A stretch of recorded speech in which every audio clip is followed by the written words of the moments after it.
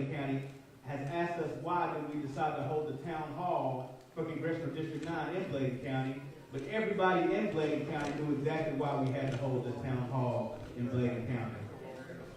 For a number of years, not just 2018, not just 2017, not just 2016, but since 2010, residents in Bladen County have been telling a very strange story of how their votes and their impact and their power has been denied in some very peculiar ways. Those of us that have been around long enough to hear the stories of those of us that actually lived the life of the civil rights movement and have witnessed what we have seen going on in America since even before 2016, realize that racism takes many ways, shapes, and forms. There was a time when a person could determine whether or not they were being treated racially by someone denying them access to a restaurant, by someone denying them a loan for a house, or in some cases, even being denied a job. But what we see here in Congressional District 9 is not merely just a denial of physical services. We have seen that thousands of residents have been denied the right to participate in what many fought and died for. How many of you experienced during 2018 or prior to any situations in which you thought your vote would have been mishandled or mistreated just by a showing of hands? We want to make sure we recognize individuals. We also want to recognize that while this is not just a situation that impacted Bladen County, it impacted all of Congressional District 9, we recognize that there are individuals here that live outside of Bladen County, but are still residents in Congressional District 9. It spans from Mecklenburg all the way to Bladen County. If you reside outside of Bladen County, but you are impacted as a resident in Congressional District 9, let me see you wave your hands. So we have individuals that have come not just from inside of Bladen County, but residents from across Congressional District 9, and we want to acknowledge those individuals. My name is Marcus Bass. I am the Deputy Director of an organization called the North Carolina Black Alliance. There are members of the Black Alliance here. This is an organization that is connected to affiliate groups of city council members, county commissioners, school board members, mayors, and a long list of other elected officials that time and time again seek office based on issues, and then whenever they get in, need to be held accountable by individuals in this room. And so whenever we heard of the illegal handling of the ballots, when we saw the Southern Coalition for Social Justice stand in front of the national media and proclaim exactly what has happened in this situation, as we heard members of a party pass blame to certain individuals and then that information become invalid, we knew that there was a need to come to Bladen County to share information and to find out the truth. How many people are here to find out the truth? And so let's get started in this process. I would like to first recognize and bring forward the pastor of this great church, a church that has stood in the gap for racial justice along with several other congregations in Bladen County. But more recently, we've seen Bladenboro be the center of attention at the cause of the mysterious death of a young man by the name of Lennon Lacey. And we don't want to forget that the situation in which we are talking about today didn't just start in 2018 with this vote. And there are reasons why, beyond just congressional districts, that folks want to suppress the vote of residents in Congressional District 9. And so we're thankful to First Baptist Church Bladenboro for, without question, opening the doors again for truth and justice to be shared for residents again. And at this time, I would like for us to bring our pastor of this great church, First Baptist Church Bladenboro, to give our opening prayer and any remarks that he so desires, Reverend Gregory D. Taylor.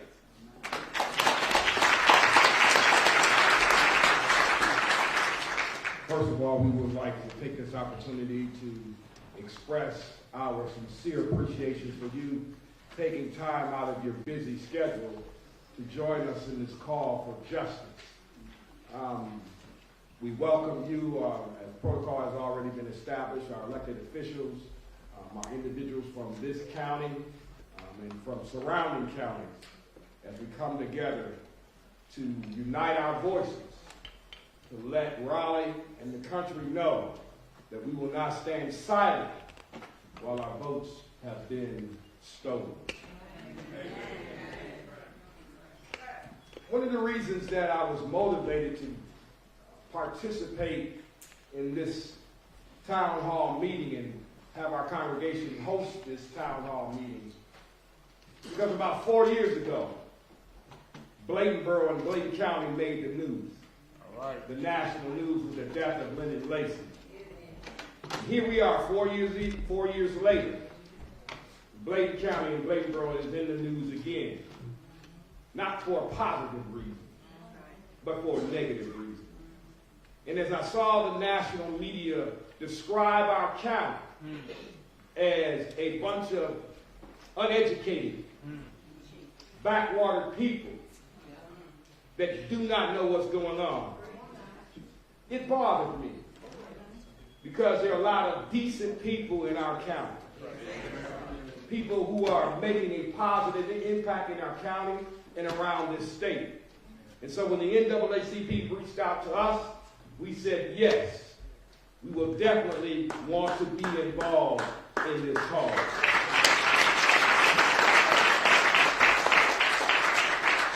So we welcome you here tonight, and we ask that you open up your minds, your hearts, and your spirit as we dialogue one with another to find out the truth. I told my congregation Sunday, this thing has been going on for a long time.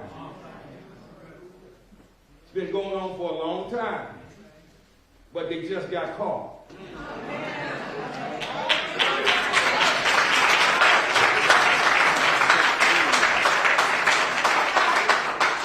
Perhaps the most terrifying scripture in the Bible, and I shared this with my congregation Sunday, the Bible says, surely your sins will find you out.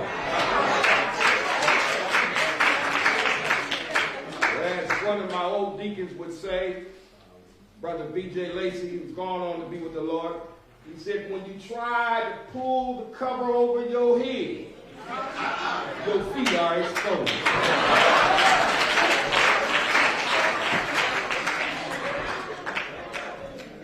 And so we're excited to have you here tonight and all of the organizations that are here, and we're here for justice. And another thing I share with my congregation is that we're here because we want to unite our voices. They were supposed to meet on the 21st in Raleigh, and they backed that up to January. Yes. But we want to send a united voice to the Raleigh and our legislators to let them know we want another election.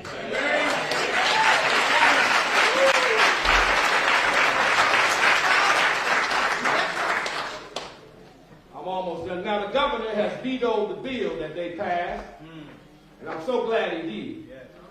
Because in that bill, there was some language that did not favor us. And so one of the things in the bill was that if campaign finance violations had occurred, that they could only go back for so many years. And then once the election committee or that particular committee decided on to move forward, it would have to go to another committee before it could even be considered. And so we want to send a united voice. And our voices count here in Bladen County, not just in Bladen County, but throughout the state. And this just is not happening here in North Carolina. I was speaking to my friend in Florida, in Tallahassee, Florida, in Gaston County, and the same thing is going on down there. But they're doing it with the fish fry. Give people a fish sandwich, and they give up their battle. Say amen. Be honest, some of y'all gave up y'all vote for a chicken sandwich. Or in North Carolina, barbecue sandwich. Amen. And so, again, we welcome you tonight. I was reading a Fayetteville Observer paper today, and they had some interesting statistics about what was going on with our votes here in the county. An unusually high, they'll go over this tonight, but an unusually high number of mail-in ballots were requested in our county. Unusually high. And most of those ballots were not returned. Something ain't right. All right. Something ain't right. All right. It's up for us to come to the bottom of it. So, again, we welcome you. And, again, open up your hearts and your minds and your spirit as we move forward. I just want you to reach out and hold someone's hand as we pray together.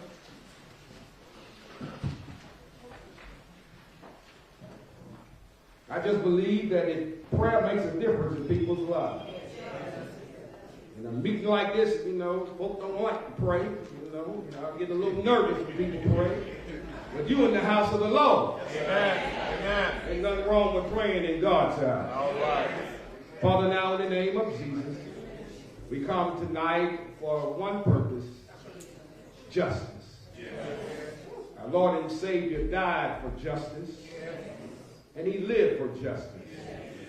So God, as we unite our voices, we ask that you touch the hearts of our leaders, God, our elected officials, to let them do the right thing at the right time.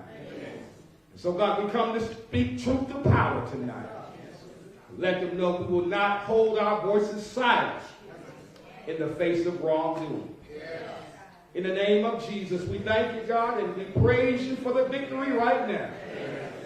For we know we've already won. The battle's not ours, but it is the Lord's. God, we know we must do our part. So bless us tonight. Bless our speakers. Bless our president here. Reverend Spearman, continue to bless his life, God. Amen. As he continues to speak truth to power.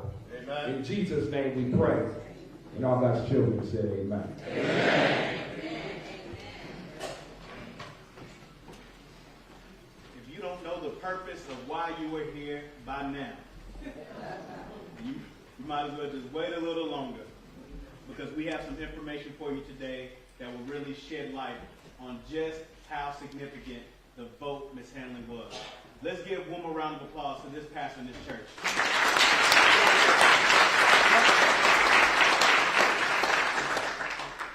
Next, we are going to have a presentation exactly describing the facts of the ballot harvesting by Miss Allison Riggs. Allison Riggs is the lead attorney with the Southern Coalition for Social Justice, an organization that has been fighting in the courts to protect voting rights in North Carolina for over a decade.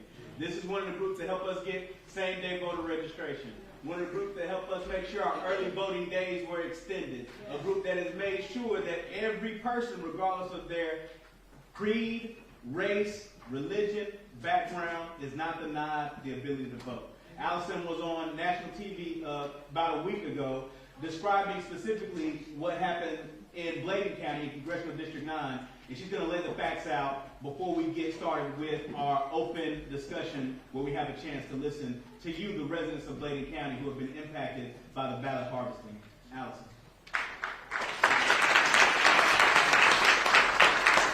Thank you all so much. I'm so grateful to be here with you this evening, and so grateful for you to have turned out to hear us talk and to have conversation with us. One of the things that Marcus and I talked about in planning this event was that folks have been coming down and knocking on your doors and intruding, and rather than us replicating that harmful behavior, we wanted to provide some information to you. Let you know what some of your options are, some of the facts of what happened, what we think happened, and let you make decisions for yourselves about how you want to be involved in the next steps going forward. So really, just briefly, I want to answer, I may not be able to answer all of your questions, but I want to provide you some context so we can understand what happened to some absentee voters' ballots here in Bladen County. And my presentation is really about Bladen County. Huge problems in Robeson County as well, too. But we're here in Bladen County right now, and I want to focus on that. So first I want to identify, and some of you folks may know all of these names and all of these groups already, but for folks who don't, I want to make sure we're all on the same page, so we all know what we're talking about.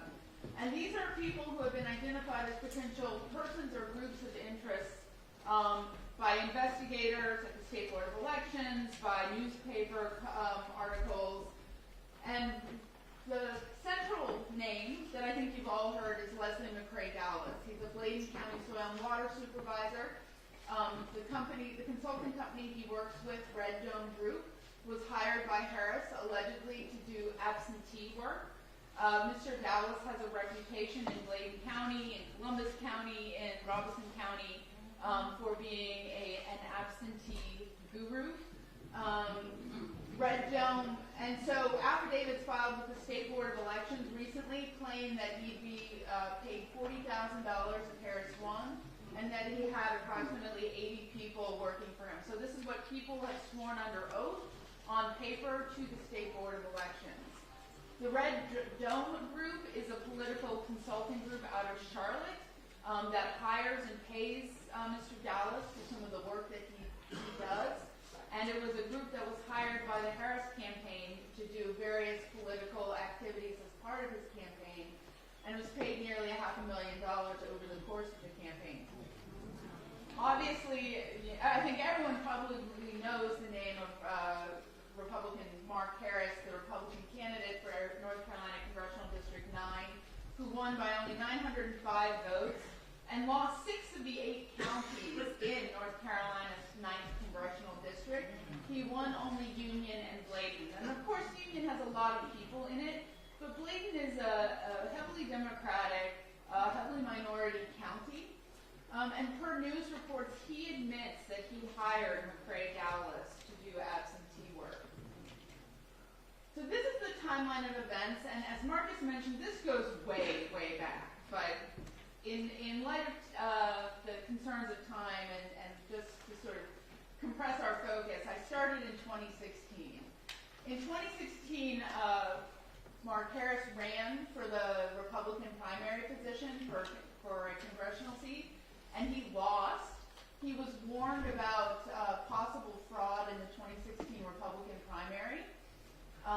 So he knew that there was, according to the Washington Post, he was already on notice of some issues in this area as far back as June 2016. Then in December 2016, the State Board of Elections referred Dallas to state and federal prosecutors over concerns that he mishandled absentee ballots and may have violated North Carolina's election laws.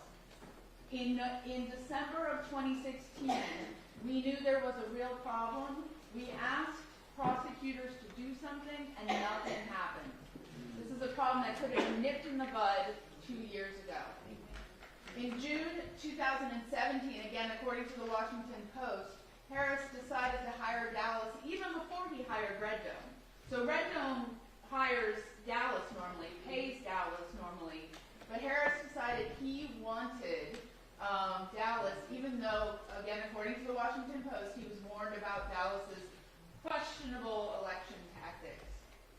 In May of 2018, we had a primary for the Republican candidate, and folks started noticing that there were some irregularities with absentee ballots in that primary where Mark Harris narrowly defeated the incumbent Pittenger. And then in November of this year, Harris wins the race with, according to news reports, Dallas doing absentee work for Harris. So that gets us to where we are today. So how did we initially sort of understand and find out that there was a problem? We started looking at the election results, right? And we saw a trend where Bladen County's performance, Republican performance of voters who used absentee mail-in ballots didn't really make sense with the county's demographics. It didn't make sense with how other counties in the district voted by absentee mail. And it was just the first concern. And this is from, I think the source is at the bottom, but it was a 538.com analysis. Then, so the political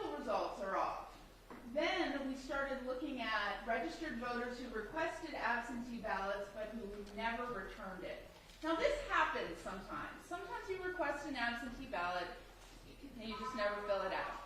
Or sometimes you request an absentee ballot and you decide to go vote in person, right? So we've really drilled down in our data to look at the requested but unreturned absentee ballots of voters who didn't end up going to vote any other mechanism, right? That's an important factoid. But you see a really stark and disturbing pattern in counties that Mr. Dallas was working very heavily in. That you see a very high rate of absentee ballots that were not returned.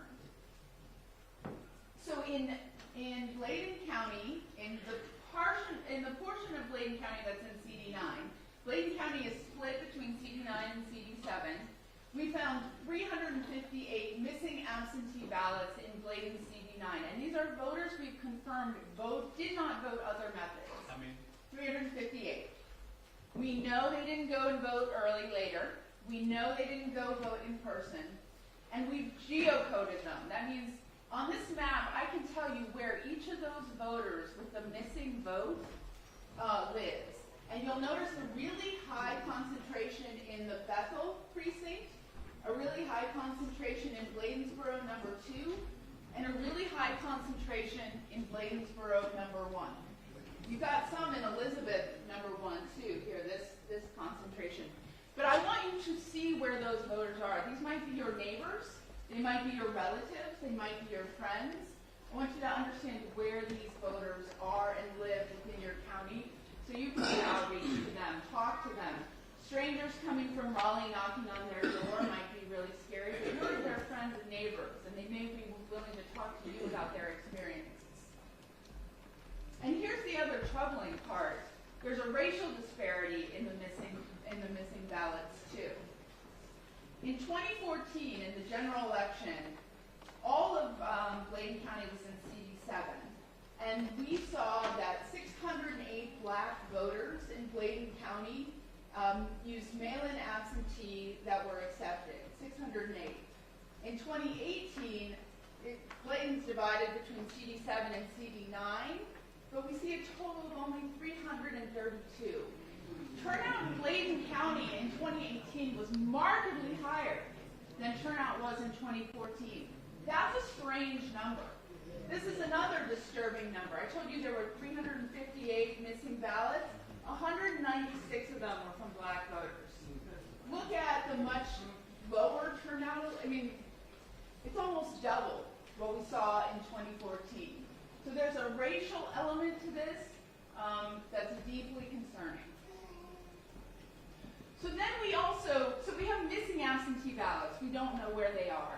We also have a concern based on news reports and affidavits that we've seen submitted to the State Board of Elections and other investigators that there's the potential that some absentee ballots could have been altered. If you give your absentee ballot to someone else and it's not in a sealed envelope, there's a potential for them to alter the vote. And we saw affidavits. Oh, can you go back? Oh, no, sorry. Actually, I skipped ahead. I'm sorry. I wanted to do the second slide first. My apologies. So we saw affidavits from voters submitted to the State Board of Elections saying ballot harvesters would finish them for you. Just give me your absentee ballot. I'll finish it for you.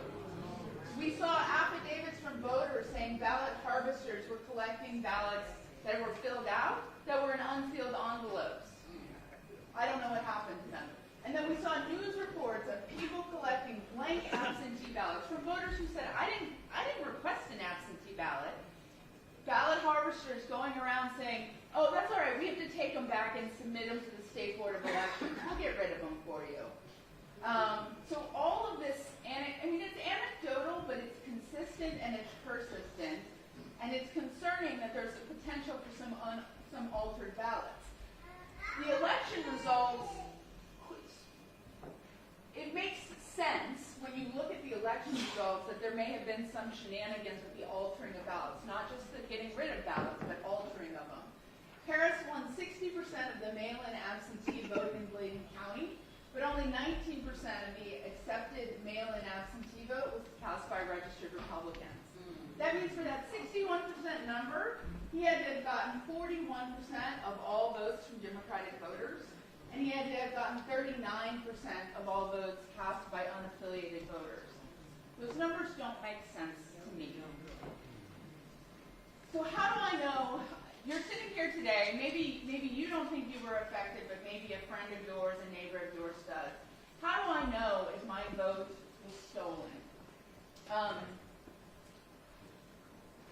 One of the first questions, that we can talk about today amongst ourselves, or that you can ask your friends, is, did you vote absentee? And absentee, not early voting, but absentee where they mail you a ballot to your house. Did you provide your mail-in absentee ballot to someone in person rather than mailing it in yourself?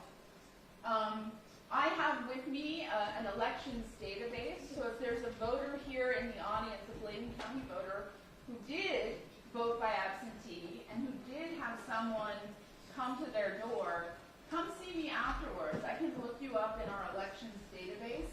I might not be able to provide you a definitive answer tonight about whether your ballot was stolen or not, but I can tell you if there's indicators of a problem, and we can work with you and follow up with you on that. So what are your options if your vote was stolen? You have several. You have power, you have the ability to change things. You have been harmed, but you have recourse, and that's what I want you to take away from this. One option, if you choose, is to provide support by sharing your story for the State Board of Elections hearing on whether a new election should be ordered for Congressional District 9. If that's something that makes you nervous, I have a team of attorneys who'd be willing to help you navigate that interaction. You're not alone. You have friends in this room. You have friends across the state who are willing to help you. You can support the criminal investigation of the alleged vote thieves. And here, let me take a minute to say this is what should have happened in 2016. We have criminal laws on the books to penalize this kind of behavior, and they should have been applied. We know that particularly federal prosecutors won't hesitate to go after a voter who makes a mistake and accidentally votes when they're not supposed to. Why aren't these prosecutors going after the people who are stealing our votes?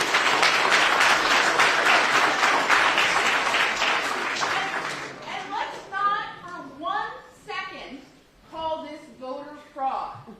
It is not voter fraud. Voters have done nothing wrong. This is vote theft, and it's a criminal crime.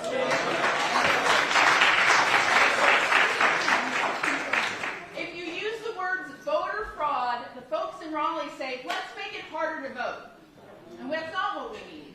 We need to be able to help our folks who are homebound, our elderly community. We need to be able to help them vote. We don't need to make it harder. And if your vote has been stolen, you may have civil options available to you. And I'd be happy to talk to any of you or any of your friends or colleagues who have had this situation happen to them to avail yourselves of every remedy available to you under the law. But this is not something that we have to sit back and take anymore. What happened in 2016 should have been fixed right then and there.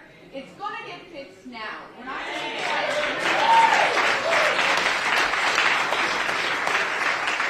So that concludes the information I wanted to present to you. I'm going to be around afterwards. If you have questions, please come speak to me. Come speak to any of our panelists. We want to help you and answer your questions. Thank you.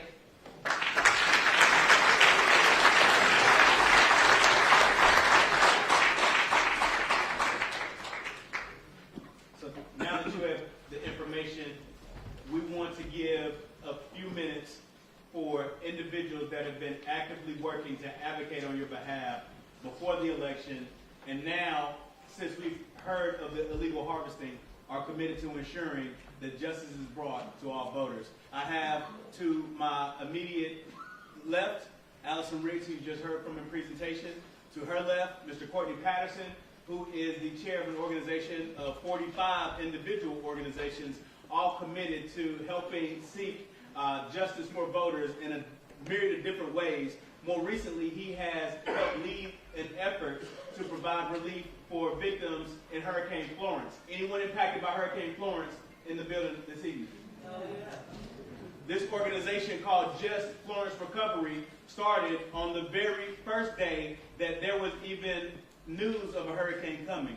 Began collecting relief supplies, distributing those to individuals in the community, and immediately after the hurricane, began helping individuals go back and forth to Raleigh and to demand justice and to demand that a portion of the hurricane disaster relief benefits reach Eastern North Carolina. Areas that typically don't get disaster relief is bringing those individuals. And on top of that, made sure that individuals that may have been displaced still had the right to vote and was able to make sure that dozens of residents had transportation and also secured some ballot locations where there were threats of voter suppression. And to his left, we have Mr. Tomas Lopez, who is the Executive Director of Democracy North Carolina. Anyone that has helped register a voter, anyone that has passed out information, anyone that has worked alongside the NAACP in your voter registration, voter mobilization efforts should be familiar with the work of Democracy North Carolina inside and outside the voting rights process. And in the dais, we have a man that needs no introduction, the North Carolina president of the NAACP, our state conference president, Reverend Dr. T. Anthony Spearman.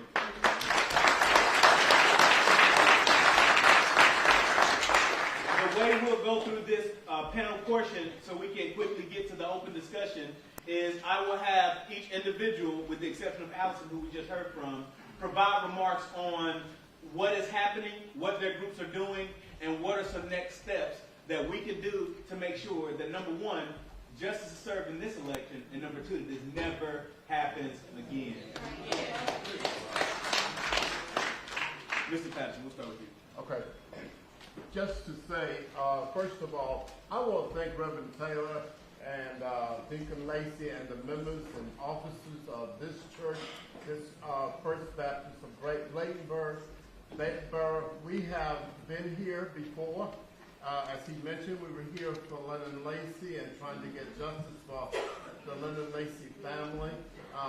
What we found was far different from what the FBI and the local officials found, and we were terribly saddened by that, and we will continue to try to find out any way that we can to get justice in that situation.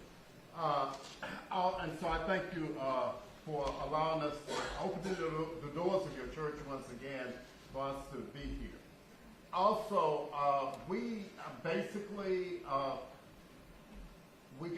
we were down in Eastern North Carolina. Blueprint, North Carolina decided that some members of the board, such as Marcus and also Allison, they were basically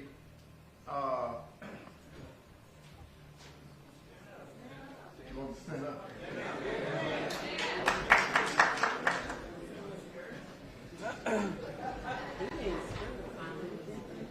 Okay, you know what?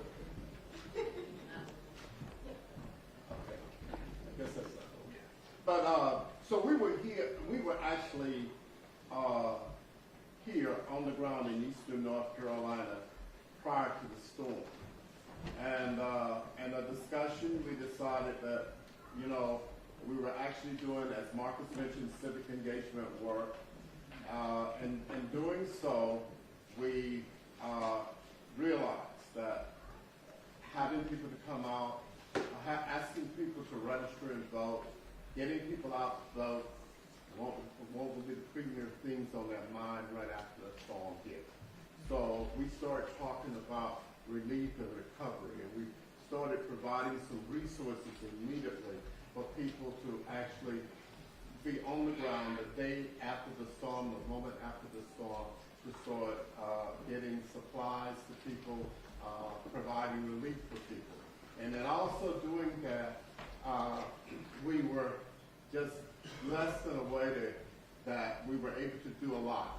The first week of the storm, we had over 350,000 pounds of supplies dropped by air in landlocked areas that did not have access to a vehicle getting in there, a truck or whatever. Meanwhile, we sent about 50 trucks into that same into the same area, the whole region here that were affected by Hurricane Florence. Just Florence relief came from that effort. Just Florence meaning a justice Florence relief, meaning that people needed to be made whole again. And as we gave people supplies and the things that they needed immediately, got generators and chainsaws and things like that to people, we also learned there were other needs that folk had. Folk had to know that they were going to be okay, that they were going to be able to get back in these homes. And by the way, Florence was not just a natural disaster.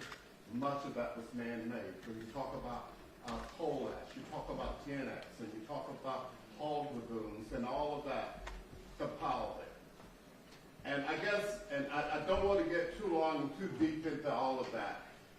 That may be for another day. But to say that the most recent thing that we've done in this was to go to the General Assembly and to talk to them about what the state needed to do, because they by no means provided a just Florence recovery for the citizens of this eastern North Carolina that is affected by Hurricane Florence. So what we've recently done, we've been there. So why am I talking about that? Because while people are harvesting votes, we're going to appeal to the people in the General Assembly that might have been more on their side had their votes not been taken from them. And I just don't believe that 2016 and 2018 were the first time that these votes were harvested. I just don't believe that's the first time. I think it's been there. So those people who are sitting there making decisions right now in the General Assembly, although they've already been proven to be there illegally by even the Supreme Court, they've been Allison and Southern Coalition for Justice and the other attorneys have actually won cases to say that. And now, you know, we have harvesting votes, harvesting votes. And I'm just saying that I need each of you, if your vote has been harvested, if your vote has been in any way, if you have any doubt about it, we're not worried about you coming and you didn't necessarily need to come. Come on anyway. And talk to Allison, talk to Marcus, talk to me, anybody else here, Reverend Spearman, Reverend Tagle. Just come talk to us and let us hear from you. Okay, because that's the only way we're going to fix this. And so all I'm asking you to just, you know, this is what Blueprint has been doing here, and is trying to make sure that folk understood that you have the power. You have the power, and you can make a difference, and you can change it. And but anybody who's been affected, if you know somebody, bring them forward. And I just want to thank you again. Thank you for coming out, and thank you for all that you will do in helping us to bring some justice here. Thank you.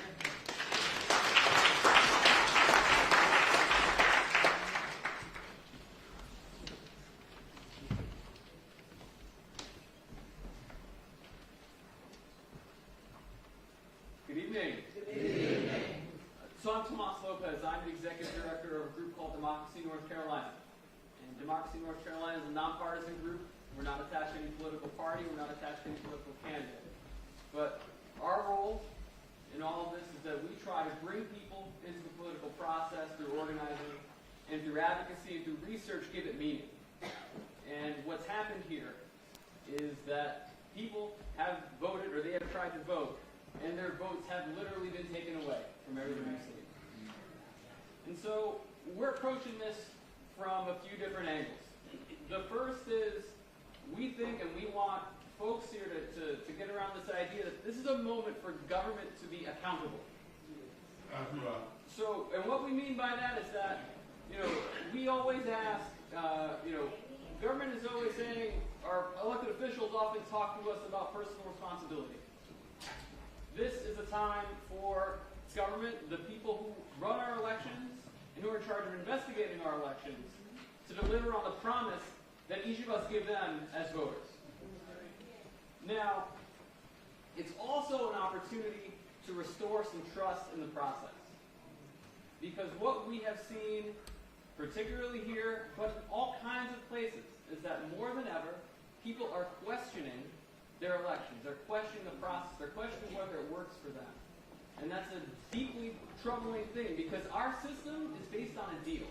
And the deal is that if you vote, you will see improved outcomes in your life. You will see results in your community. You will see the results around you in the state at large.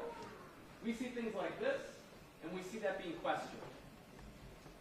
The second is that these allegations concern fraud and criminal activity in our election system, but they are not driven by individuals pretending to be something else. And so, Allison, you said a few minutes ago that this is not voter fraud, and I want to underscore that. That's right. I want to underscore that not only is it not voter fraud, but it's exactly the kind of thing that things like the new voter ID law won't solve. That's right. And finally, before that, I want to mention that enforcement matters. Because if there is anything in government that is supposed to be separate from politics, there are probably two things. The first are the elections that decide these political questions, and the second is law enforcement. And this concerns both.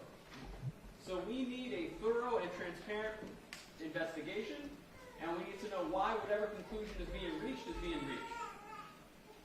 Finally, I want to point out that what's particularly concerning here is that it seems like many of the voters that are being affected here are people of color.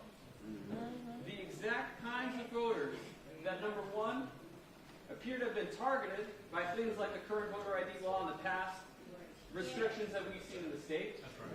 And two, people who are understandably, because of all this history and because of things like this now, might feel especially cut out of the process. What I am saying is that now is not the time to exit the process. So I want to ask folks tonight, everybody who's here, is this the first time you've come to a meeting like this? Yes, that is great. And there are lots of people, though, for as many people are in this room that are not here. Because the fact of it is that we have some immediate questions that we have to answer, but there is some long work to do over the course of time. That long work over the course of time is to organize. Folks have to come together. And the first step in coming together is to see the connection between things like these absentee ballot fraud allegations, your right to vote, getting people access to the system, especially in the face of voting restrictions, and making sure that they see the connection between all of that and all the things that you care about in your community. Because the fact is, what people who don't necessarily have an investment in making things better in Bladenboro want to see is people not being involved. When you walk away, that's how other people get their way. And so if you want to have a voice, it can't end here tonight. It can't end on January 11th. And I want to be really clear that you can't leave. It's important that you don't leave it and come back to 2020. You got to stay involved between now and then. It's not just about Election Day. It's not just about early voting. It's not just about absentee voting. It's about making community engagement a part of your lives. Tonight is the first step of a long way. Democracy NC is with you. All of us are with you. And we can't wait to hear from more from you. Thank you.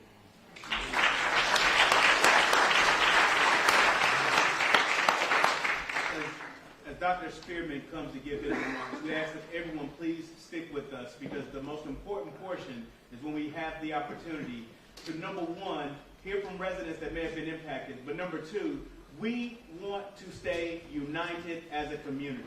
If you look across this room right now, you don't see one individual age, you don't see one individual race, you don't see one individual background, but what you see is a community of individuals.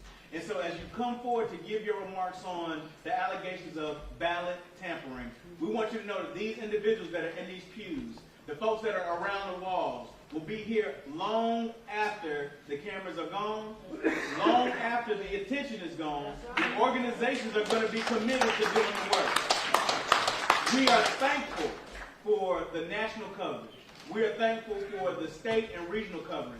But we also know that this is going to take a lot more effort, a lot more coming together, and a lot more investigation to explore exactly what happened. And so as Dr. Spearman comes, we ask you to prepare your hearts for his message on the impact, and then get ready for us to hear the testimonies of those that have been impacted the most by the Congressional District 9 ballot harvest. Dr. Spearman. Let's put those hands together, please.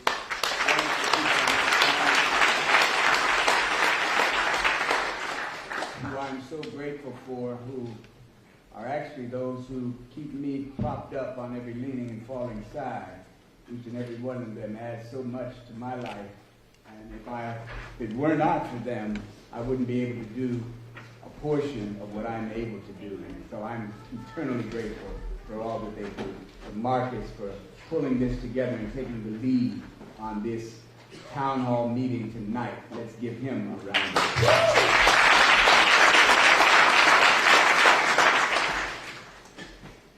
Allow me first to thank the pastor of this church, the Reverend Gregory Taylor, our host for tonight's town hall meeting.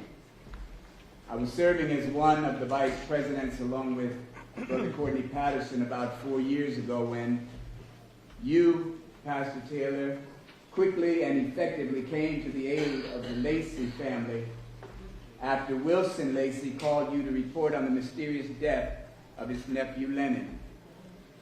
You, Pastor Taylor, are a true, I repeat, a true pastor to the Lacey family who helped to found this beautiful church, the church that became a meeting place for the North Carolina NAACP for a year of protesting about the series of errors made in the early stages of the official investigation.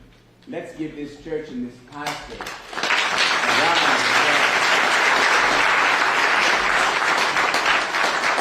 And in addition, let's applaud Lennon Lacey's mother, who's sitting over here tonight.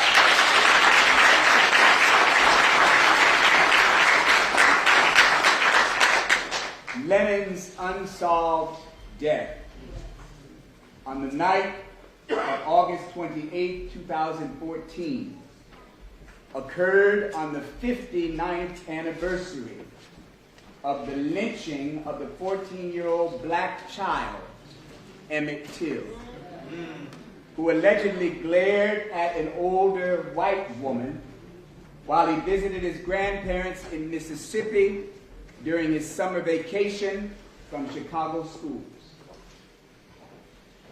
Emmett was brutally killed that night, August 28, 1955, to serve as a warning to all black men, young and old, not to smile across the racial divide that has cursed our society since the building of a white race that began back in the colony of Virginia in 1680 by the House of Burgesses. Then was encoded in the Virginia and North Carolina colonial law books and subsequently adopted in the United States law books in the slave states, and ultimately determined who would have power, privilege, and property. The Lacey case is a cold case now. The investigation of the stealing of black votes. You see, harvesting is the fancy term they use for stealing. But I'm here to tell you, we got to call a spade a spade. Stealing. An investigation into the stealing of black votes would bode well to review the 2014 campaign that was the context for Lennon's mysterious death in late August, just as a racial campaign for sheriff was heating up.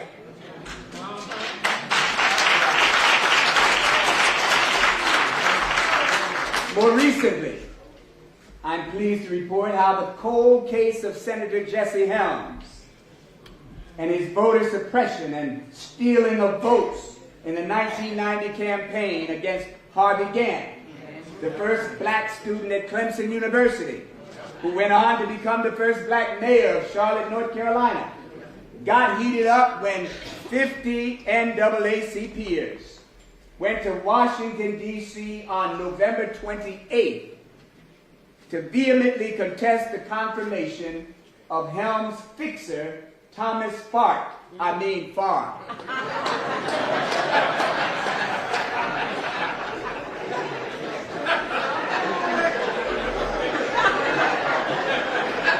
To the Eastern District.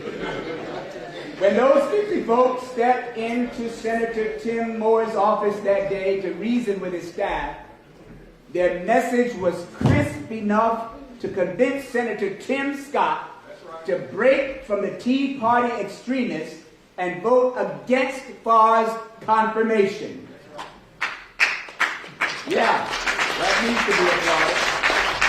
Imagine if Tom Farr was sworn into the Eastern District Court and would hear, Allison Riggs, the federal vote fraud cases that should be brought against the Helms extremists that have hijacked the once proud Republican Party. Aren't you glad, I know I am, that the North Carolina NAACP rained on Farr's parade? Yeah. I want to take a few minutes to comment on the duality of the African American experience, particularly in the old slave Jim Crow region, where the Tea Party funders have focused their attack on our voting rights. A few months back, I stumbled on a report, Arendelle, that chronicles in 13 volumes a plethora of the atrocities that my people have had to endure. The voluminous text is the report and testimony of the Joint Select Committee to inquire into the condition of affairs in the late insurrectionary states, made to the two houses of Congress February 19, 1872. It is also known as the Ku Klux Conspiracy. I paid $450, Al McShirley, for the report, which is perhaps the best buy I've made in a long time. For although the report was made 146 years ago, and this text contains what is chronicled about the state of North Carolina, it was put together to investigate the effects of the 14th Amendment in the former Confederate states of North Carolina, South Carolina, Georgia, Alabama, Mississippi, and Florida. As I read and read through some of its pages, Deborah Maxwell, there are painfully striking similarities to events that are still going on today. Black voters have to be nice, extra nice. When we register to vote, go to the polls, and even cast our votes in some polling places. We know, you've told us long enough, that we know we are in a minority. And we have to win some white votes to ever get a majority. I believe they call us minorities to remind us that we need white friends and neighbors to win any election. I'm here to tell you tonight that's not wholly true.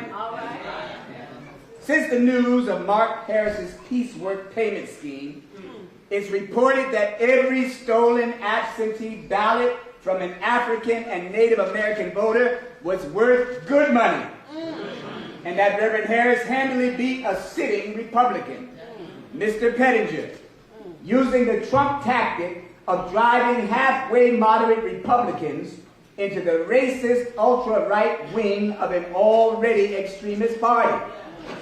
The absentee ballot king, Leslie McCrae Dowless, began to get careless. Mr. Dowless had perfected the scam in the past few elections. His confessions on a national radio show in 2016 before the State Board of Elections helped expose his antics, his accents, and lies of three white characters that only James Faulkner's pen could fully capture.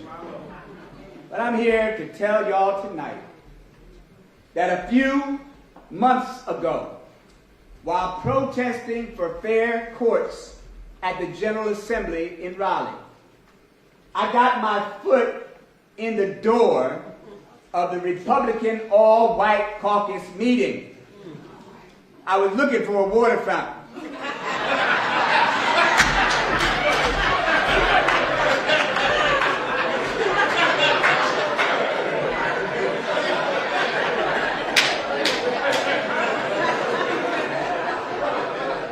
But what I found was a spigot for bigots. And I swear there was a whites only sign on it. And I told a little white lie. I told them that I was a Republican. Because they told me you had to be one to get in the room. So I fudged it a little bit with Brazil and told them the truth. That my granddad from Cumberland County was a lifelong Republican. Until Jesse Helms and Tom Tillis and Tom Spar turned it into a home for bigots. But while I was there, I did have the opportunity, Tomas, to run one of them down the stairwell. And he got voted out this election cycle. That's Justin Burr. He got voted out. And I wanted to question him about why he was attempting to do what he was attempting to do at the time that he was attempting to do it. And he started walking faster, and I started walking faster, and he saw that he couldn't get away from me like he would have been able to get away from my predecessor, Dr. Barr.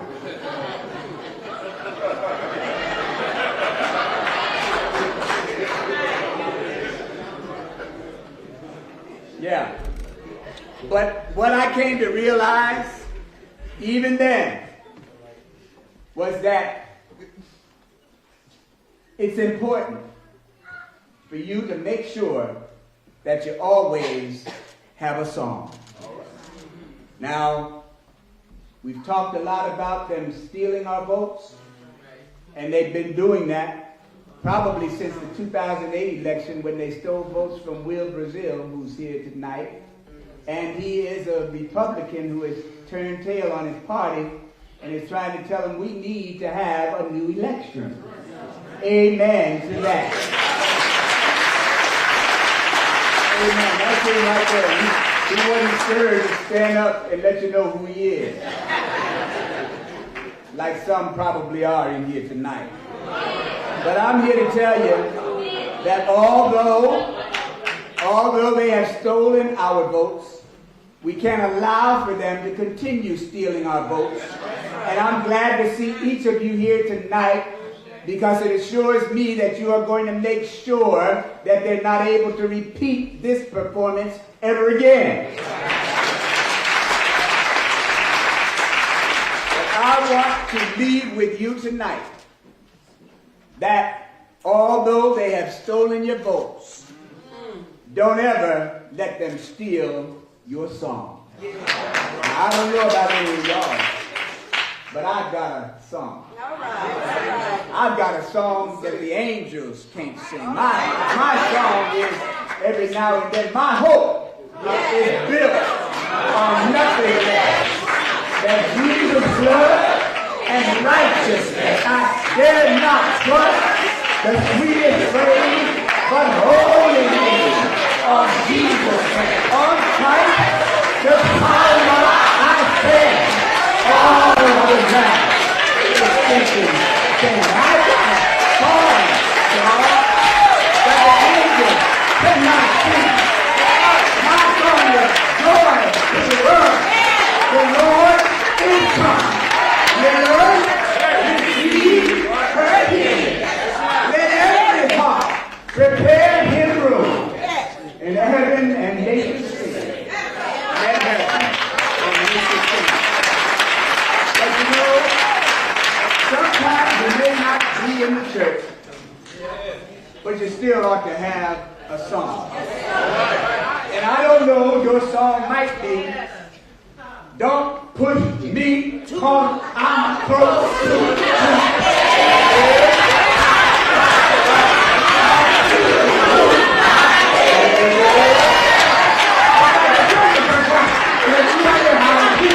You gotta have a song.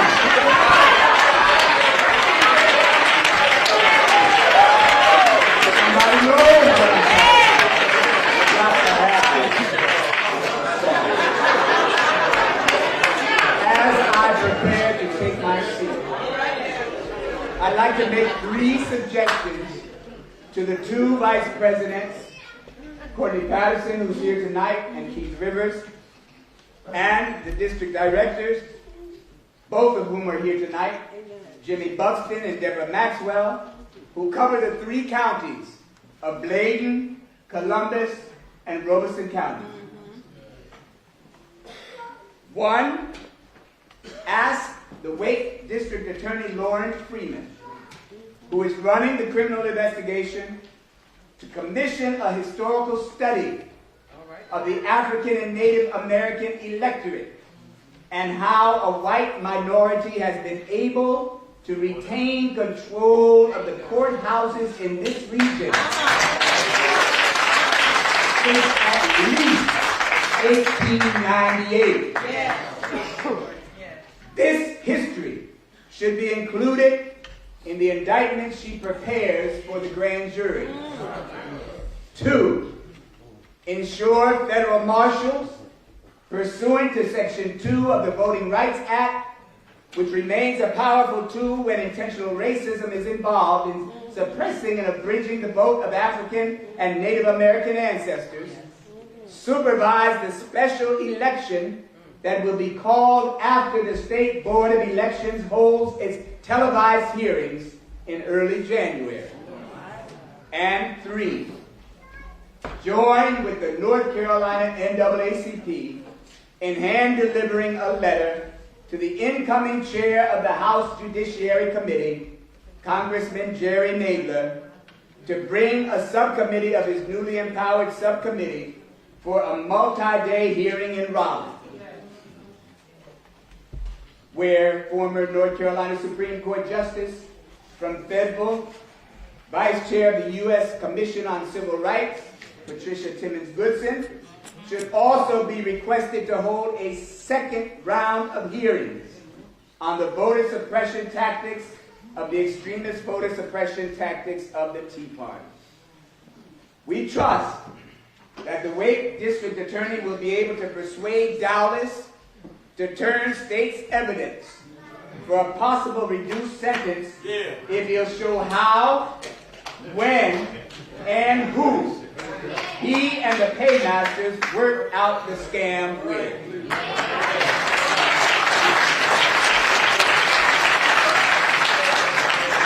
We trust she will interview Bladen's first black sheriff, Prentice Benson,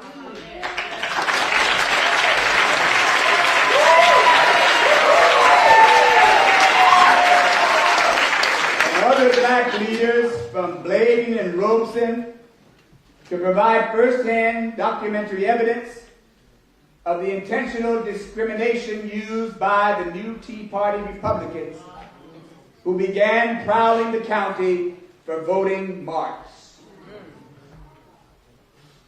The North Carolina NAACP will lobby our partners in national, state, and local media to expose the racist corruption that flows from the Tea Party extremists in control in the people's house.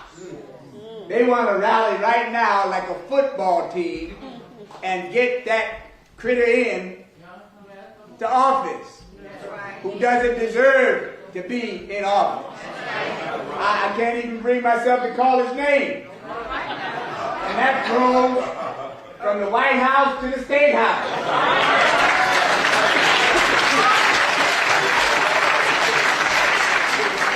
He's still a number to me. Number 45.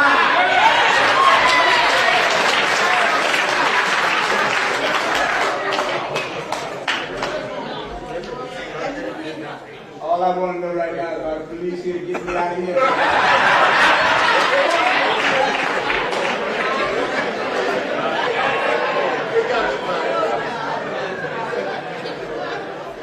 I bet you one thing. I ain't gonna run. All right.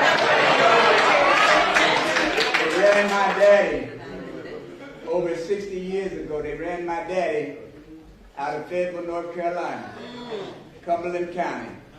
And I'm rambling right now, but y'all need to hear this. All right now. All right. 70 years ago, on the night that he married my mama, he had to go back and take care of some business. That business was with a white man who had called him a World War II veteran out of his name. And when he had his way with the white man, he used to tell the story that he half killed him. Some of y'all know what that term means. And the eldest of the family told him if he wanted to live, that he had to get out of Dodge. That's right. And he migrated up north where he had me. But I've come back home.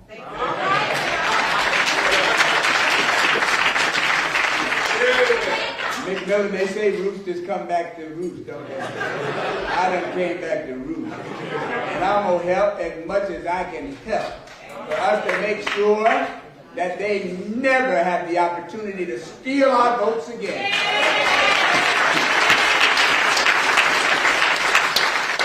Don't push me.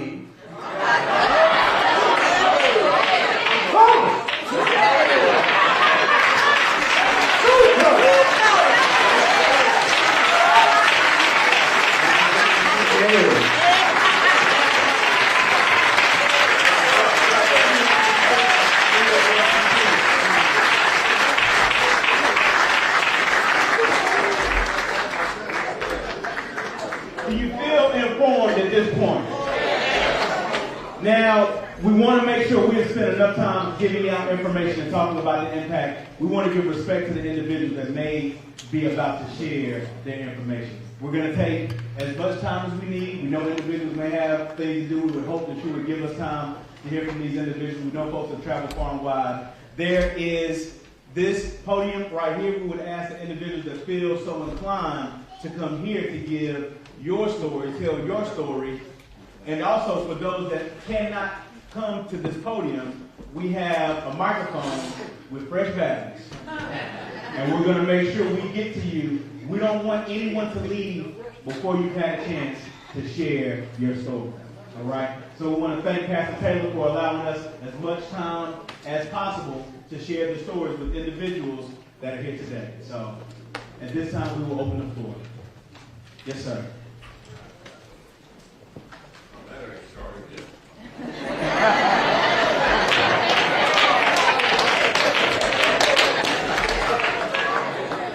Don't push it.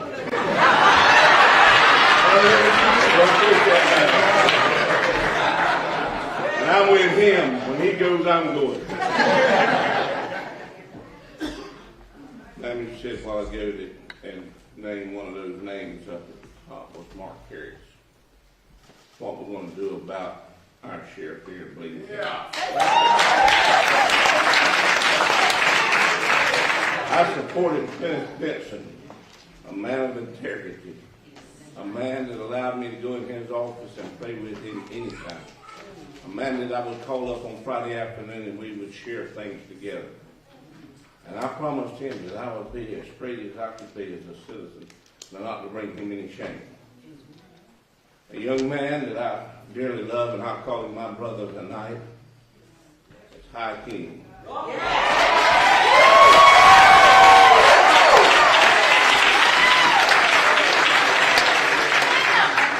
I love that man since the first time I met him. I asked him, I said, would you sing a song at Trial America? He said, Reb, I'm going to tell you right now, I don't sing nothing but gospel. And his life has been according to the gospel. We cried together, and I still pray for him. And I serve a God that he never lied to me. He never left me out there by myself. And I prayed. And in the primary, that young man run enough votes, more than me Vicar did. But in general election, he lost. But my God said he didn't lose. My God said victory was his.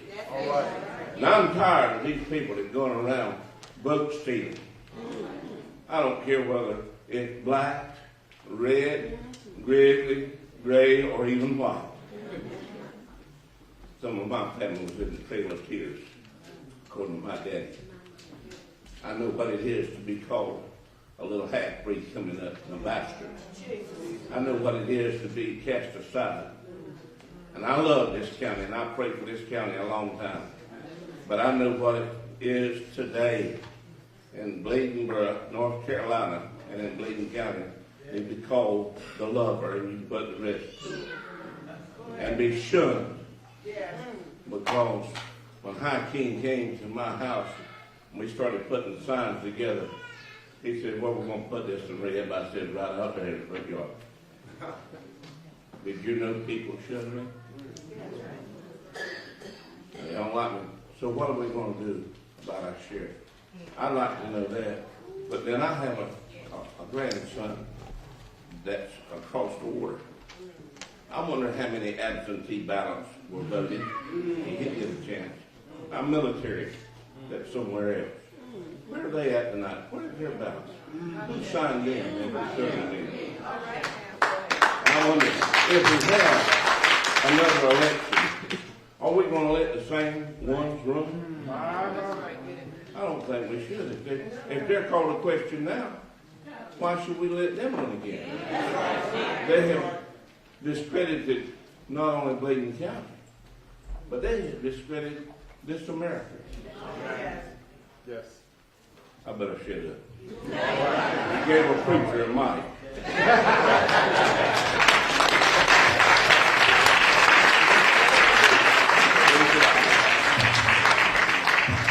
Thank you very much. We have another. If you would, please give us your name and where you are a resident in which county.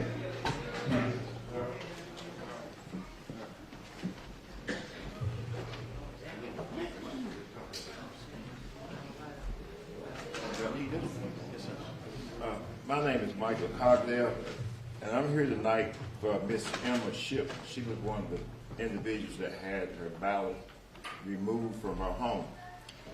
And I called her today and asked her if she wanted to come over. She said, Miss Cogdale, I'm getting a little tired. She said, I done told these people the same story 3 times. And every time I tell the story, they want me to tell it again. She said, I'm 87 years old, and all I want is my vote to count. She said, I don't think I want it. But I want to kind of, with all this media here tonight, I want to kind of bring something to your attention. In 2016, I got a phone call that someone had went to an individual house and removed the lady and her 2 sons' ballot.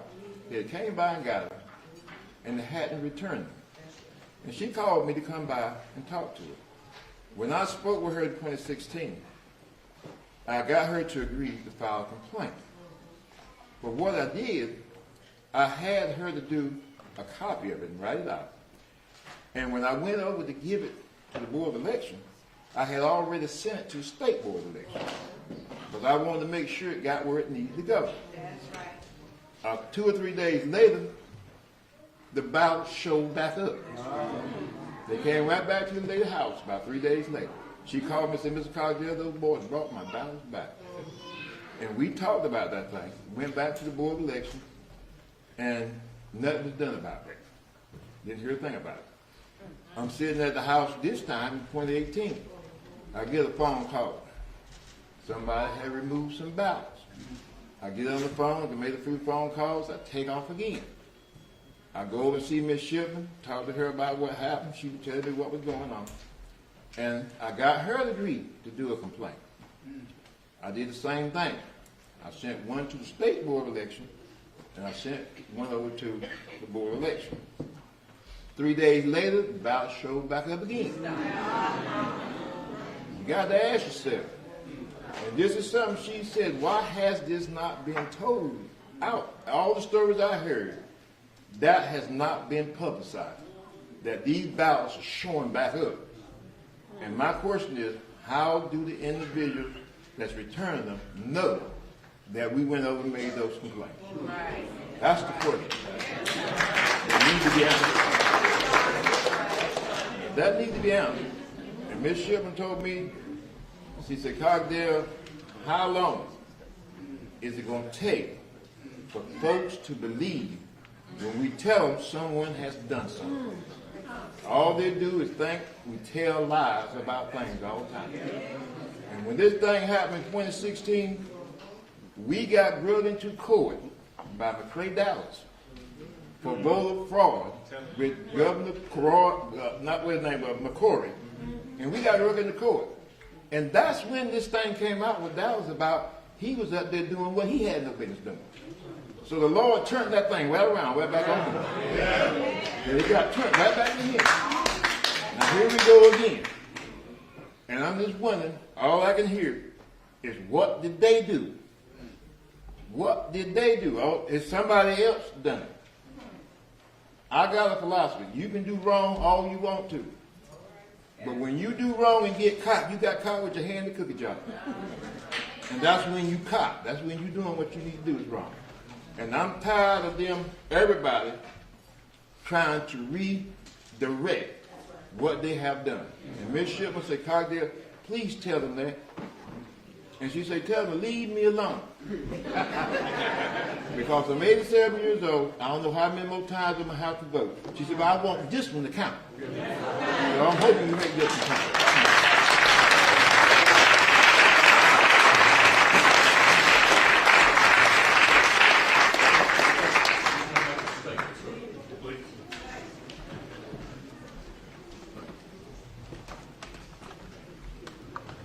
Something you probably have not been thinking about or whatever. Preacher Hayes just touched on it for a minute, but I'm Billy M. Ward, and I'm a former candidate for sheriff of Bladen County. I have great respect for our former sheriff, Mr. Benson. Great respect. Where's he at? Right, there he is. There he is. I'm a pastor teacher. I'm a chaplain in Tabor City Police Department, function as a captain.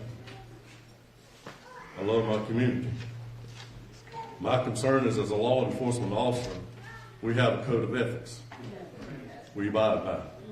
When we compromise our ethics, then people lose trust in our ability to serve our constituents.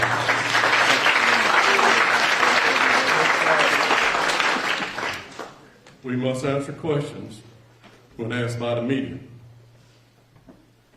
I cannot compromise my personal ethics. We know this has been going on for many, many years. I even wonder now, Mr. Prentice, Sheriff Prentice, about 2010, what happened then, to some degree. I have respect for all. God made us all. Matthew 6:33, seek his kingdom first. That's what we have to do in this county. That's what we have to do in this country. That's what we have to do in this world. That's the only answer. He's the only answer we have. And we have to turn our life over to him. And I didn't come here to preach, though, okay? I cannot compromise my personal ethics. I just repeat that. It's very important to me. I've been in the criminal justice system for 40-some years, and I love what I do, and I love the people. And that's what who counts. And I love children, and I detest drugs, okay? I detest drugs in our schools.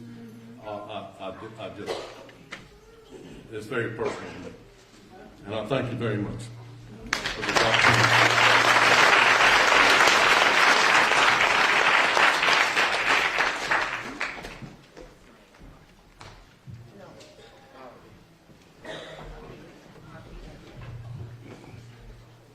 I would like to ask Mr. Cogdale if he would come back, please.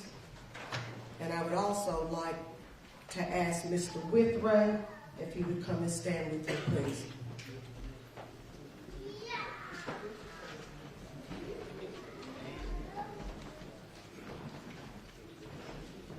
My name is Linda Baldwin.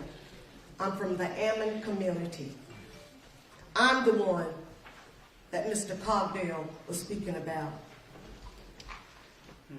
Thanks for giving me the opportunity to speak on this unfortunate situation that I had to encounter. In the 2016 election, I had a young man to come to my home. He told me that he was a college student and that he was being paid for getting people to fill out absentee ballots. As a retired educator, I agreed to fill out the ballots to assist the young man in getting paid. In fact, I filled out one for my two sons, my daughter, and myself. The young man told me that he had to have a witness, so he would have to take the unsealed ballots with him for someone to sign. He told me that he would return in a couple of days with the ballots. He never returned. That's when I called Mr. Cogdale. And I asked Mr. Cogdale, what should I do? He told me what to do. I went to the Board of Elections, filled out the information, gave them the information, and from there, very little was done. I'm standing tonight so that my children, my great-grandchildren, my grandchildren, great-grandchildren, so forth and so on, may have the opportunity to vote, and their votes will count. Thank you.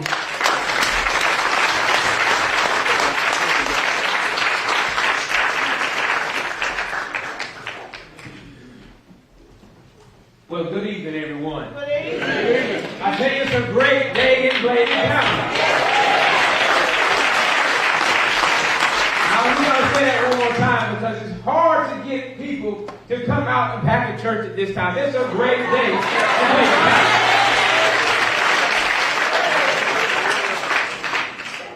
As the young Democrat candidate for Bladen County Sheriff, I'm a little bitter tonight. But as Rev said, I still have a song. I'm bitter tonight because I know we gave it our all. It's one thing to lose when it's fairly done.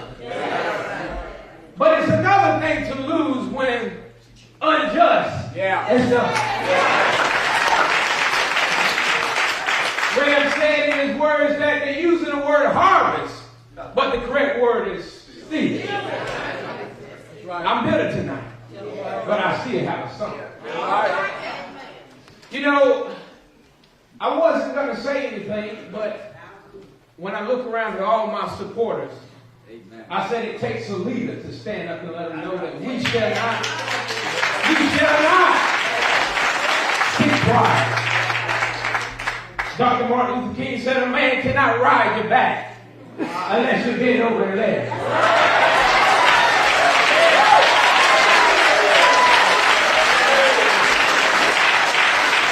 Behind is not behind, but you bend over and let the man ride back. For we know it's a long battle that we must fight. But one thing about it, as long as we got people willing to fight the battle, the victory is already won. So Bladen County citizens, surrounding county citizens, let's stand for justice. And I told somebody before, we don't want no patty cake justice. We want swift justice. And I'm leaning and depending on my Lord and Savior Jesus Christ. Because I know he's able to do exceedingly and abundantly. And today I still have a song. I have a song that justice will be served. That our votes in Bladen County and surrounding counties will no longer be stolen. I have a song that more young people will stand up for justice. And just know, we shall not sit quiet. We shall not sit quiet.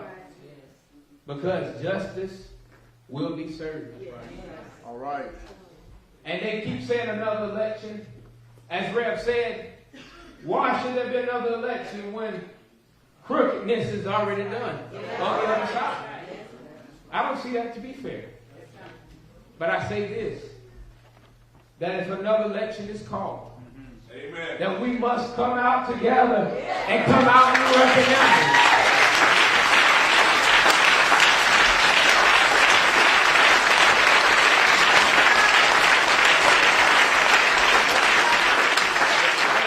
Red told a story at the meeting in Raleigh about the rabbits. And I'm not going to talk about the rabbits, but we must do just like the rabbits did. But we must tie our tails together. And we must go to the polls and vote. So Bladen County, if a new election is called, let's get out and vote.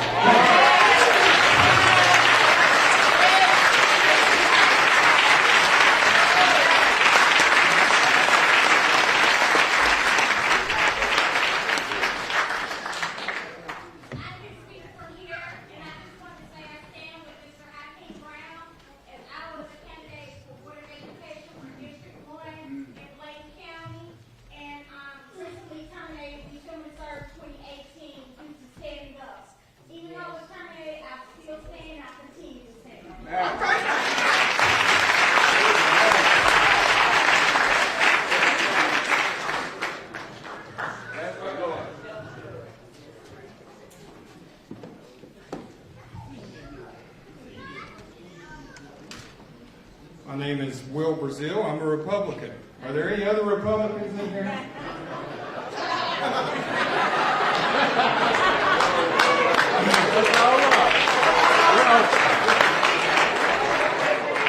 I come as a blood brother, not as an enemy.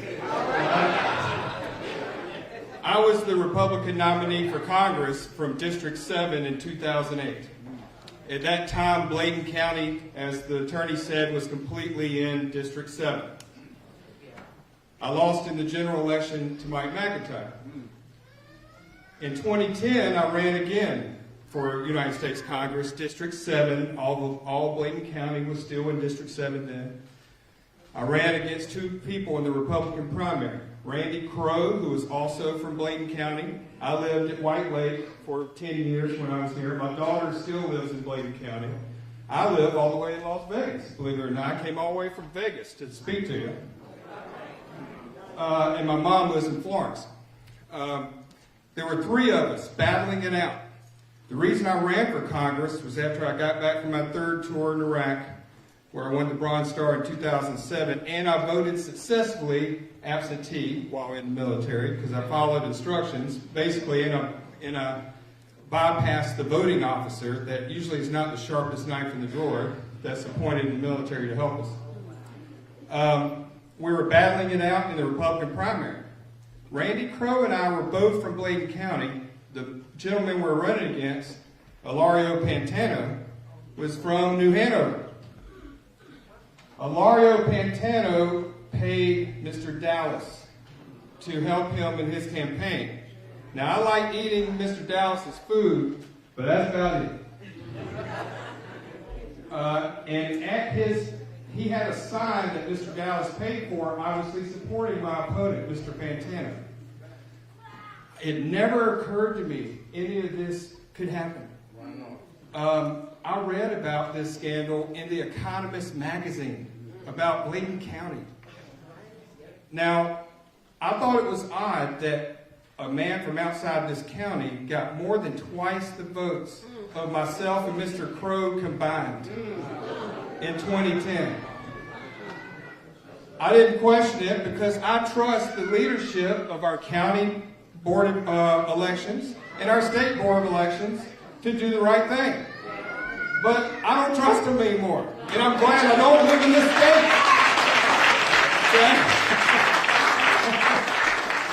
This is your fight, but I wanted to set the record straight and stand here as a Republican in front of you and break from my party. And I'm sad that Congressman Pittenger isn't here, because who in the heck gets 96% of the primary vote through absentee other than Harris against Pittenger? Really? What is that? If you're the worst candidate in the world, you couldn't get less than that, right?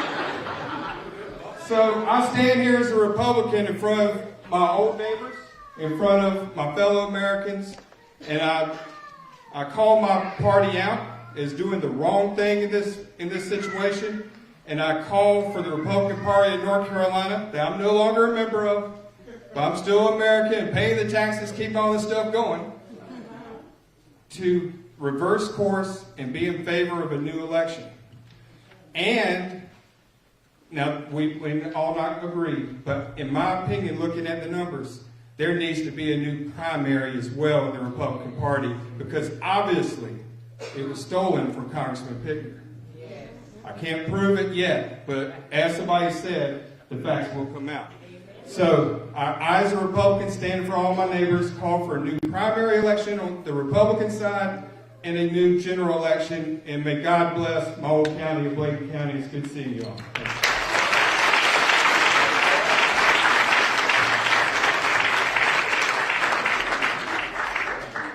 Other individuals, please make sure there's still time and there's still plenty of space for us to share the stories. If you know of someone or if you were impacted, there's still time.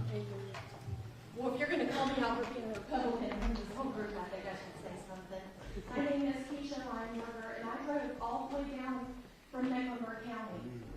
And the reason I did that is I crossed across this 9th district. I saw Mecklenburg County, Union County, Anson County, Scotland, Richmond, all the way to Bladen. I'm proud to be part of the 9th district, and I want all of you to be proud to be a part of the 9th district too. There's nothing more honorable than the right to vote, and that is why I'm here.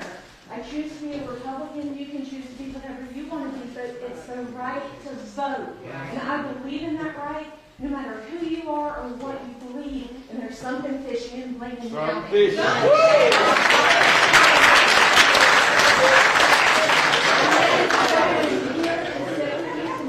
have all been incredibly welcoming and very wonderful. I thank you for holding this, and I want all of you to vote. I want all of your families to vote, everybody you know to vote. That's what being an American is all about, is that right to vote and protecting that right. And so thank you for welcoming me here in Bladen County, sir. I appreciate it.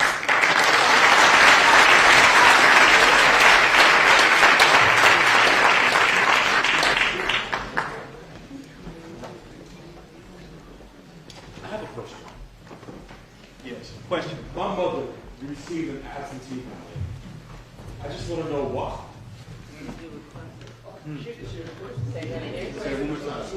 My mother, this is my mom, she received an absentee ballot. Why? No, she did not request it. No, she didn't request it. She received it in the mail, and no, I wasn't going to let her fill it out. But we used it to go over it. But why did she receive it? We've seen in Bladen and Robeson County an extraordinarily high number of reports of requested absentee ballots, with voters like your mom saying, I didn't do this. Robeson County, the Republican chair of the County Board of Elections, reported to the state board, said, we're getting people dropping off absentee requests in stacks. And this is part of the issue of, You know, like one of the examples I put on one of my slides was a voter who didn't request an absentee ballot, so didn't fill it out, but someone came to her house and said, well, I'll get rid of it for you, right? So it feels like, you know, you start smelling smoke over and over again, that there's a fire somewhere. And so there does appear to be a pattern across these counties and Columbus County of absentee ballots being requested that weren't requested by the voter, perhaps in hopes of more of those situations, where someone shows up at your mom's door and says, oh, well, I'll get rid of it for you. And then we don't know what happens with it. I want to ask that. When we got to the voting poll in Elizabethtown, I had the absentee ballot in my hand because I wanted to use it to go by who I should vote for. And the lady said, well, you can't keep that, and I'll take it for you. I said, no, I'll take it home. She said, no, you need to leave that here. And I gave it to her. It wasn't filled out. So come see me afterwards. Hopefully that should have been marked as spoiled. And I can look at that in my database.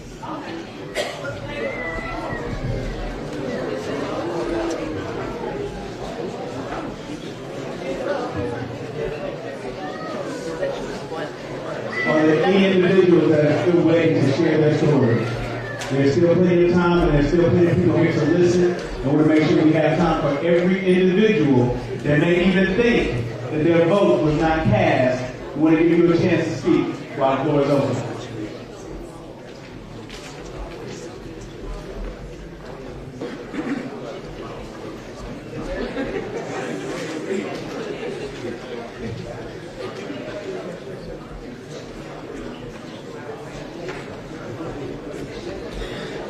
All right, hearing no other allowed statements, because we do know that there are stories that need to be told and individuals that did not feel that this was a safe space, that may have felt intimidated because they've already been asked several other times.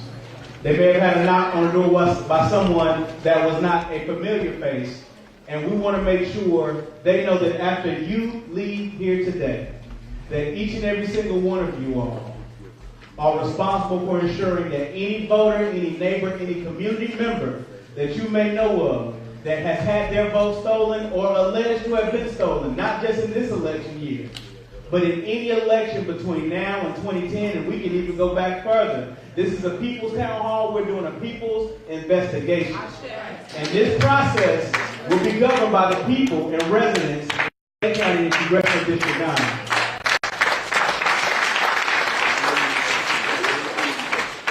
I'm going to pause for maybe one final statement from either of our panelists. Then I would like to have Pastor Taylor close us out in prayer. So at this time, if there are any closing remarks by any of our speakers from today. I just wanted to remind folks that last slide that was up on my presentation, our executive director, Kareem Creighton, is standing at the back of the chapel there. If you have folks who you know were impacted but are scared, are understandably scared, have them call or email me or Kareem. We'll speak with you confidentially. We'll walk you through the process. We're on your side. We can help. So share that information. Allison at scsj.org, Kareem at scsj.org. If you need us to put that slide back up later as people mill around, we can do that as well.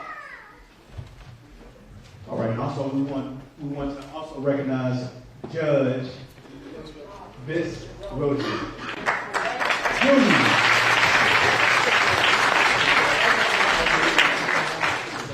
Good evening, home folks. My name is Judge Vince Rozier, Jr. I'm a Superior Court judge in Raleigh, but there's a possibility and the likelihood that this matter is coming up to our courtroom, and since my father was a ballot, I have to recuse myself anyway, so I feel a little bit more free than most of the time that judges have the chance to speak. I'm not going to comment about the case, but what I will tell you is this. I'll go back to about 25 years ago whenever I graduated from Tar Heel. It was about that time that North Carolina was 49th in the state as far as public education is concerned. And then whenever they took the SAT scores, Tar Heel was actually the lowest of the county. And so we were all walking around feeling like we were the stupidest people in the country. And so just going forward and being a judge in Wade County and having an opportunity to engage with students there, and being at Carolina, I came to understand that no, we have just as much value here in Bladen County as anybody else in the state. And that's the lesson that we have to teach our children. But the way we teach our children lessons is not only by what they learn in school, but by our example. And so now is the time that we have to show them and teach our children going forward that our votes count just as much as anyone else anywhere in the state. Now I say we because those of us who may not have returned back here, we're looking, we're waiting, we're watching to see what happens back home because this is where our heart is. They say whenever you go from one school to the next, home is where you first went to school, and home is in Bladen County, whether it be on the end of Tar Heel or whether it be on the end of East Arcadia. This is home for all of us here. And so now is not the time to come out to one time to get information and then to go ahead and talk about what happened over there at the church. Ms. Riggs and some other folks, President Spearman, everybody's going to be asking that there be continued effort. Now is not the time to just let everything pass by. Now is actually the time not to worry about whether or not you're Republican or Democrat, but actually go back to the history if you want to do that and say we the people, because we the people, whether we're in Raleigh or we the people here in Bladen County, our votes count.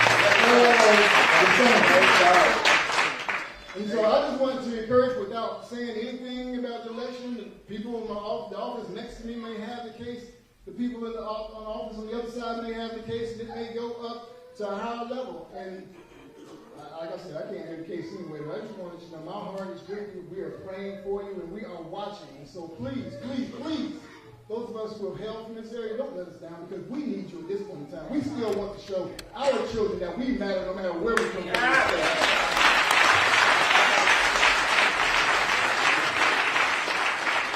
The judge has spoken.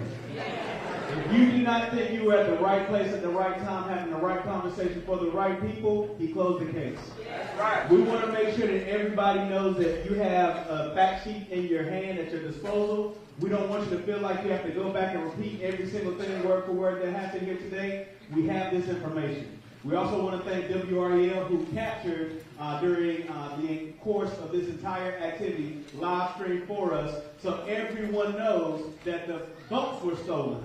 But the voices of the residents in Bladen County and Congressional District 9 are not silent, and we will not be satisfied until justice is served, until the ballot and the process is restored. I want to thank everybody. Thank you, Brother John. Thank you, Brother DeMonte. And thank you to the organizations that have put this together. This is not the last. This is not the end. This is just the beginning. Next year, regardless of what happens, we have the possibility of having 3, maybe even 4 elections. Imagine the work that it's going to take to keep people engaged.